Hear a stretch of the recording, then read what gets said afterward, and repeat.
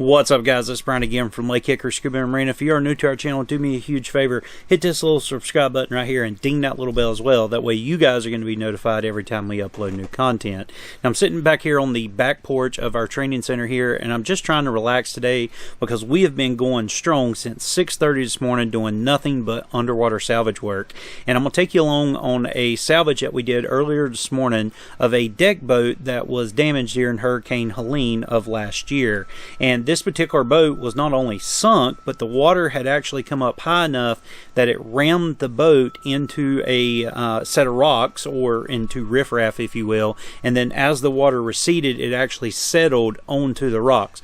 So the boat went down during the hurricane, then the water raised up and it pushed the boat onto the rocks. And then as the water came back down, it actually exposed the vessel and it locked the vessel onto the rocks. So it's kind of a hardcore salvage, if you will, and it was actually an above water salvage. It wasn't actually below the water during the time that we were salvaging it today. But I'm gonna take you along with us and show you how we did the salvage, and then talk a little bit more about what we've got coming up in the future as far as doing, say, more hurricane relief diving.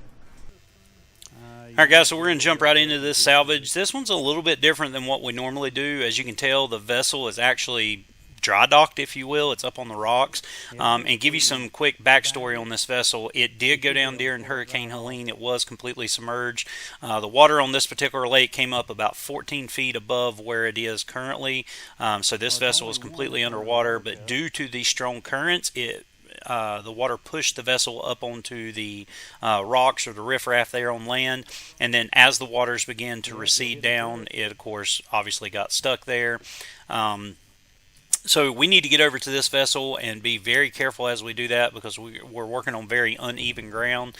And I've got to get across these rocks to get it. We've got to do an inspection of this vessel to see its current condition, to see if there's any water in it, to see if there's any water still coming in it, and what we need to do to get it off the rocks. Now, one of the first problems we had on this is just getting to it. And I don't know if you can see it on camera, but there are literally, I'm walking through a nest of Japanese hornets right now. So this is going to be a little bit of troublesome for me to just get over to the vessel. But there you can kind of see them on camera.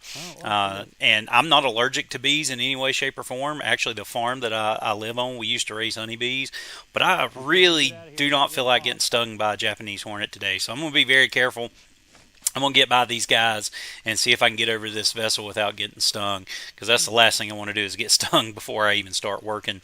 And one thing that you'll notice on this video too, I'm actually not going to be under the water. Two of my guys are going to be under the water, and I'm going to be captaining this particular dive. Currently, I've got some medical conditions going on that's preventing me from diving for a few days, so I'm actually going to be the one that's up on the boat for the majority of this video. But if you're just wondering why I'm not getting you any underwater footage, that's kind of why. But now that we're over at the vessel, I can actually do a quick inspection on top, and my main goal is just to look in it to see what damage there is, to see if there's any water in the vessel, and to see if I can gain access to the engine bay, which happens to still be about maybe a foot underwater currently. I need to see how much water is in it, if we can pump it out, or if we even need to pump it out before we can get this boat on tow. But once I get back into it, of course, we will open it up, the engine bay, and just see what's in there. And it's always good to do an inspection, whether the boat's on land or it's underwater, just to do a quick inspection, just to see what you need to do for rigging and stuff like that. Because we want to make sure that we've got all our ducks in a row before we start towing and actually cause more problems than what we've already got. But now that we've done that inspection, I'm going to go ahead and I'm going to untie it from land. There's really no risk of this vessel just falling, off land back into the water at this point. So I'm going to go ahead and get it untied. And we're going to be using these ropes as well for rigging and for towing purposes. The homeowner, once the water's receded, did a very good job of tying their boat up. Even though it's not really going anywhere, it can't really slide off this riffraff. They did do a very good job tying it up. But we're just going to go ahead and use what ropes they've got too, and use those as resources to kind of help us out.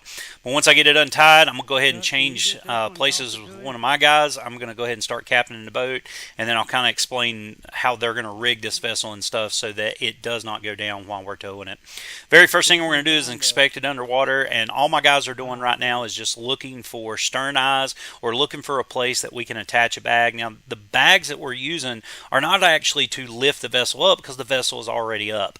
The bags that we're going to be using here are are simply to hold the vessel up once we get on tow, because we don't really know if there's still water coming in and if there's going to be any damage when we pull this vessel off the rocks. And if water's coming rushing in, we definitely don't want it sinking down as we're towing it. The lake that we happen to be on, the deepest part's about 120 feet deep, so if this vessel was to go down during the tow, of course that's going to be a completely different video as well. But we're going to go ahead and get it rigged up.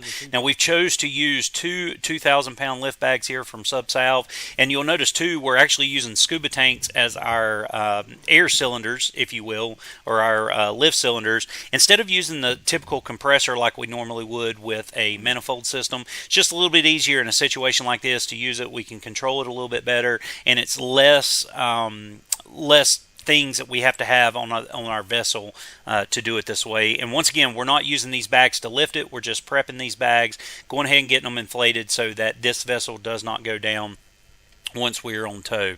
But now that they've got it rigged, I can go ahead and remove it from the rocks itself, and all I'm doing is just pulling on it. And yeah, it's going to scratch this boat up, but I'm going to be honest, this boat's pretty much done anyways. Insurance is not going to really give this guy what it's worth, so it's pretty much done at this point. I believe he's pretty much made a decision to scrap it. But now that we got it off the rocks, we can go ahead and get on tow with it. And we don't have far. We've got maybe a mile, something like that, to tow it to the local access, so it's not very far, but you can see our bags are there just in case this vessel does start to go down. And primarily we're trying to keep the engine bay up. That's why you see the bags on the back versus on the front. Well, we could have very easily put bags on the front as well on the bow eye, but of course that would cause trouble for us as we're towing it, so we didn't do that. Chose not to. And then to kind of end this video out, the lake that we're on, every time we come up here to do some type of salvage work or underwater recovery work, we always see an American bald eagle. So that's always pretty cool to see anytime and every time we come up to this lake. But yeah, pretty simple salvage actually, even though it was on land, pretty simple salvage. So here you go, guys. As you can see, we were able to get the vessel off the rocks today with very, very minimal damage. We were also able to get it towed over to the local access so that the owner could get it out of the water. Now, unfortunately, this vessel is done for. It's going to need a whole new engine to get it back in, back in operational service, if you will. I got a good feeling that the owner's probably just going to scrap it, but we actually salvaged two vessels for him today. The other one was a Yamaha jet ski. That one was still in good shape, other than it needed a little bit of engine work because it stayed floating the whole time, but we was able to get it over to the dock for him as well, so that way he could get it out of the water, take it to a mechanic, and get it running. But what can you expect in the future? Well, guys, we have been under contract since the hurricane hit, and we still are nowhere near finishing the jobs that are on that contract. We're going to try to film some more for you here in the very near future.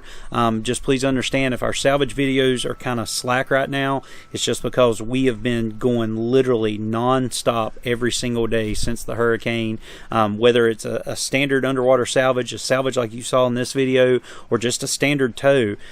If you remember some of our hurricane videos from the end of last year and the beginning of this year, we have just been doing tows non-stop, getting people's docks back in place for them, towing them up and down the lake, towing boats up and down the lake, doing recoveries.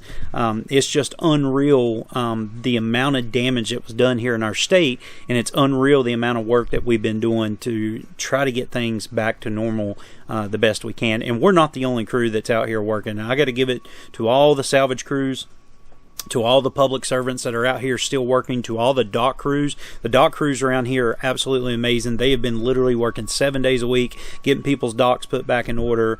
And even our local pyre company here, Duke Pyre, they've been working hard to maintain the water levels in our lake and get the water quality back up. So yeah, everybody's been working hard just to get things back to status quo. But we still got a lot to do, and it's going to be a while before we get even caught up with what we got to do.